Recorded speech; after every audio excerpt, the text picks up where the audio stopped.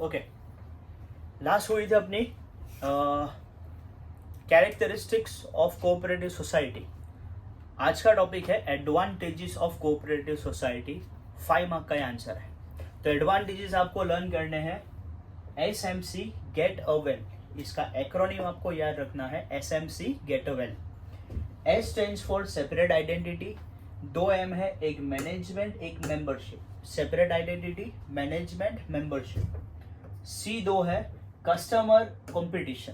2 C किसके? Customer competition. G के ऊपर से आएगा गवर्नमेंट असिस्टेंस। E के ऊपर से आएगा एस्टैब्लिशमेंट प्रोसेस। T के ऊपर से आएगा training school of democracy. T पे से क्या आएगा? Training school of democracy. Cooperative society is a training school of democracy.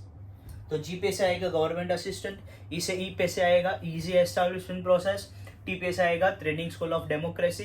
पहला S आएगा सेपरेट आइडेंटिटी। 2 M आएंगे मेनेजमेंट, मेंबरशिप। 2 C आएंगे कस्टमर कंपटीशन।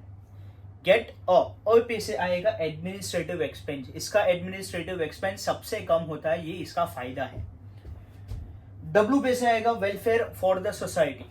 W किसके लिए है? Welfare for the society. E के ऊपर से आएगा इकोनॉमिक अपलिफ्टमेंट और L के ऊपर से आएगा लायबिलिटी। लायबिलिटी अब तक सभी टॉपिक में डिसएडवांटेज थी।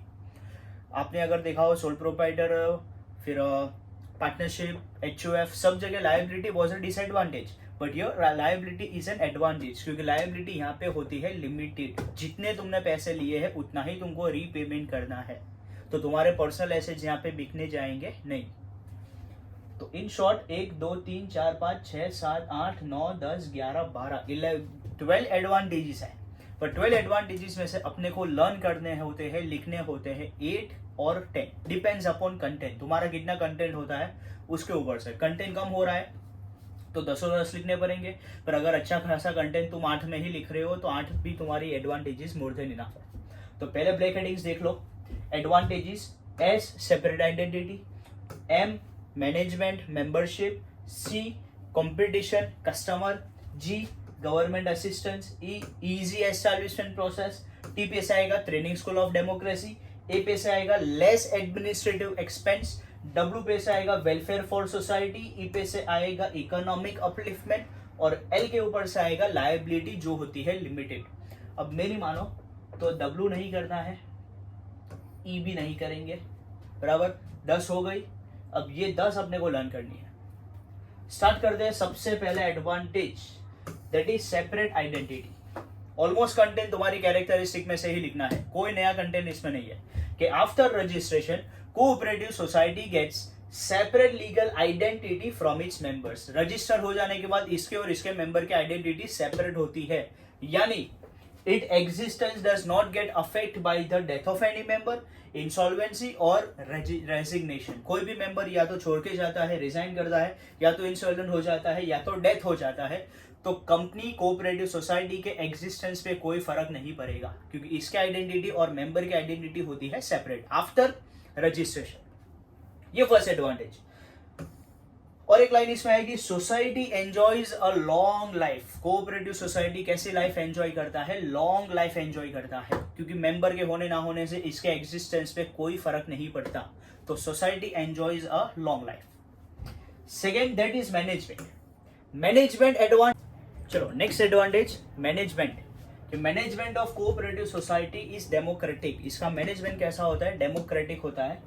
इसका ऑलमोस्ट कंटेंट आपको कैरेक्टरिस्टिक्स में से लिखना है, जो कैरेक्टरिस्टिक्स का कंटेंट लिखा था कि management of cooperative society is democratic because in a company voting right is as per the shares. Company में तुमको वोटिंग राइट मिलती है एज पर द शेयर्स। जितना ज्यादा तुम्हारा कंपनी में इन्वेस्टमेंट, जितना ज्यादा तुम्हारे पास कंपनी के शेयर्स, उस हिसाब से तुमको मिलेगी voting rights. But in cooperative society voting right is as per the membership. तुम कोऑपरेटिव सोसाइटी के अगर मेंबर भी हो, तुम्हारे इन्वेस्टमेंट नहीं भी है, फिर भी तुमको एक वोट मिलेगा किसी को भी इलेक्ट करने के लिए। So each and every member can contest for election, elect representatives and participate in management. तुम सिर्फ मेंबर हो तो तुम वोट डाल सकते हो, तुम इलेक्शंस में कंटेस्ट में खड़े भी रह सकते हो, रिप्रेजेंटेटिव्स को वोट भी डाल सकते हो और मैनेजमेंट में पार्टिसिपेट भी कर सकते हो। और लास्ट में लाइन लिख लेनी कि hence the management of cooperative society is democratic. ये तुम्हारा कंटेंट आएगा मैनेजमेंट के एडवांटेज में। चलो SM, अब 2 C है, एक C आएगा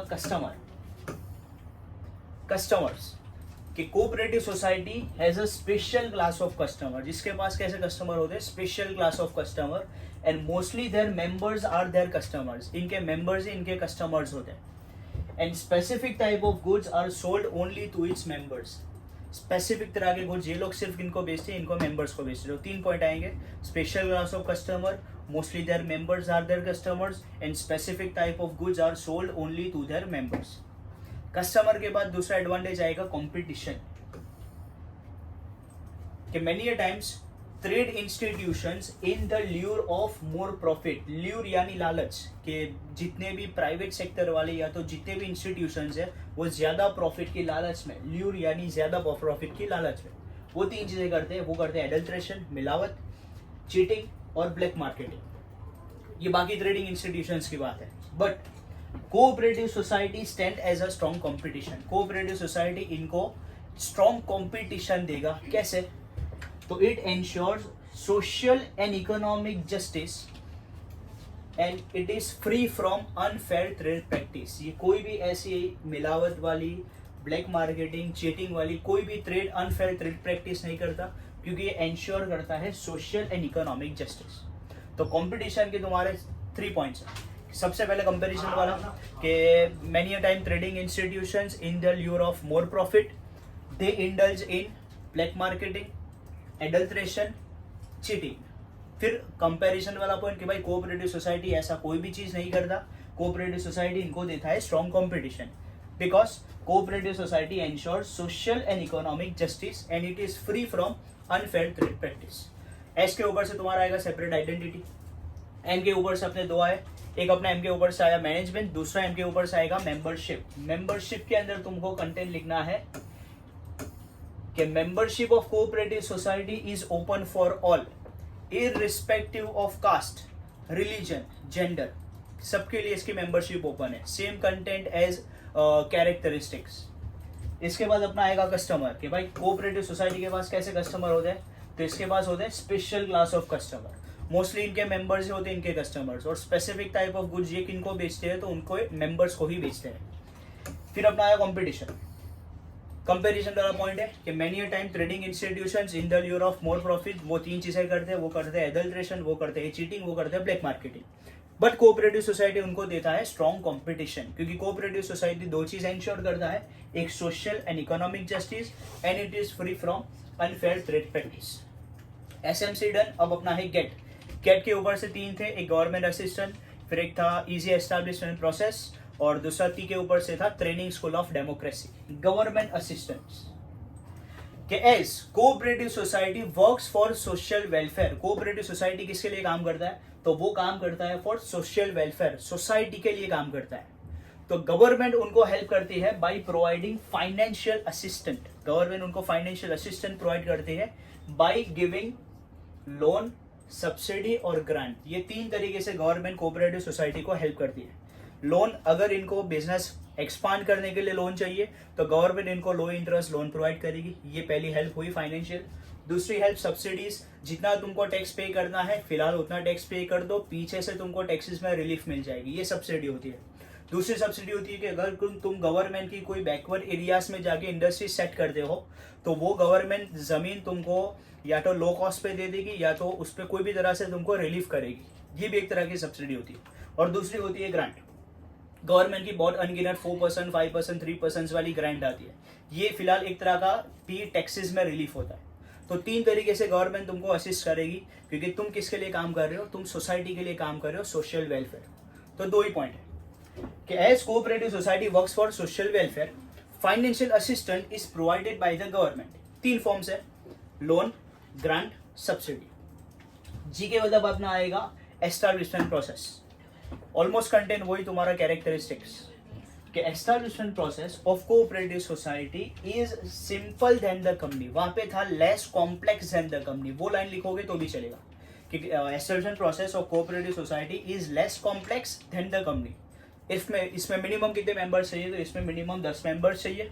10 members can registered cooperative society at registrar of cooperative society, office का नाम था registrar of cooperative society under cooperative society act 1912। Same content है कैरेक्टरिस्टिक्स का। फिर अपना आएगा ट्रेनिंग, ट्रेनिंग में था training school of democracy, training school of democracy, cooperative society is a training school of democracy, cooperative society is a training school of democracy. It focuses on members equality, सभी member हमारे लिए equal है, किसका ज्यादा investment आया है किसी का कम इन्वेस्टमेंट आया है तो कोई अनइक्वलिटी नहीं, सभी मेंबर हमारे लिए इक्वल। ब्रदरहुड, सभी मेंबरों के बीच में ब्रदरहुड होगा, भाईचारा होगा। And to add knowledge, members यहाँ पे कोई ना कोई चीज सीखते रहने चाहिए। तो ये तीन चीजों के ऊपर कोऑपरेटिव सोसाइटी फोकस करता है, एक इक्वलिटी अमंग मेंबर्स, दूसरा ब्रदरहुड अमंग मेंबर्स, एंड तीसरा टू ऐड नॉलेज, उनके अंदर कॉन्स्टेंटली कंटिन्यूसली नॉलेज ऐड होनी चाहिए। And that is why cooperative society is called training school of democracy. Government assistant बोला कि भाई आप सोसाइटी के लिए वर्क कर रहे हो तो गवर्नमेंट आपको फाइनेंशियल असिस्टेंस देगी तीन तरीके से, loan, grant, subsidy. Easy establishment बोला कि भाई इसके एस्टैब्लिशमेंट प्रोसीजर कंपनी के कंपेयर में लेस सिंपल कॉम्प्लेक्स है, क्योंकि इसमें मिनिमम 10 मेंबर चाहिए, वो रजिस्टर करवा सकते हैं कहाँ पे, रजिस्ट्रार ऑफ कोऑपरेटिव सोसाइटी। कौन से एक्ट में, under cooperative society act 1912। T के ऊपर से आया ट्रेनिंग स्कूल ऑफ डेमोक्रेसी कि भाई cooperative society is a training school of democracy, क्योंकि ये तीन चीजें इक्वलिटी, ब्रदरहुड और एड टू नॉलेज। नाइन्थ अपना आएगा एडमिनिस्ट्रेटिव एक्सपेंस, कि administrative expense is less in cooperative society. Cooperative society में एडमिनिस्ट्रेटिव एक्सपेंस कैसा होता है, बहुत ही कम होता है। क्यों बहुत ही कम होता है? Because most of the management is done by its members. Almost पूरा का पूरा मैनेजमेंट कौन करता है, इनके मेंबर्स करते हैं या तो फिर करते हैं representatives. Most of the management is done by its members and representatives.